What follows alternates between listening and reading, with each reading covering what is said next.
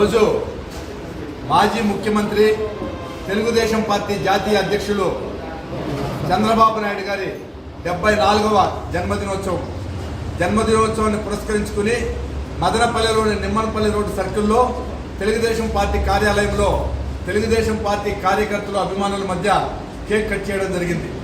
చంద్రబాబు నాయుడు అనే వ్యక్తి ఒక విజనరీ లీడర్, ప్రపంచ మేధావులలో ఆయన ఒకరు. ఇటువంటి వ్యక్తులు రాజకీయాలలో చాలా అరుదుగా ఉంటారు.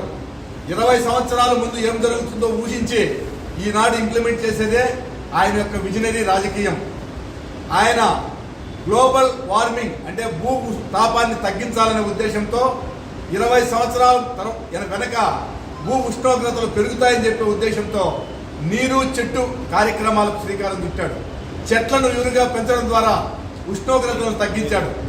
అదేవిధంగా యువకులకు ఉపాధి కల్పించాలని ఇన్ఫర్మేషన్ టెక్నాలజీ రంగంలో ఆయన విప్లవాత్మకమైన మార్పులు తెచ్చాడు.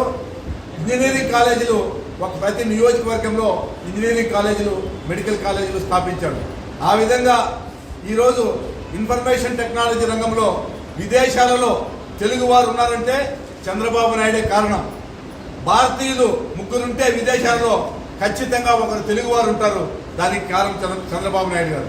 అంతేకాదు ఇన్ఫ్రాస్ట్రక్చర్ డెవలప్మెంట్, రోడ్లు, ఉపాధి కల్పన, విద్య, ఈ రంగాలను పటిష్టంగా ముందుకు తీసుకుపోయినటువంటి వ్యక్తి చంద్రబాబు నాయుడు గారు. పేదరికం లేని సమాజం ఉండాలని, ప్రతి ఒక్కరికి పక్కా ఇల్లు ఉండాలని చెప్పి ఆయన కలలు గని ఈరోజు ఆంధ్రప్రదేశ్లో కూరే గుడిసెలు లేని ఆంధ్రప్రదేశ్గా ఈరోజు అవతరించిందంటే దానికి ఆయన శ్రీకారం చుట్టాడు. అది కారణం.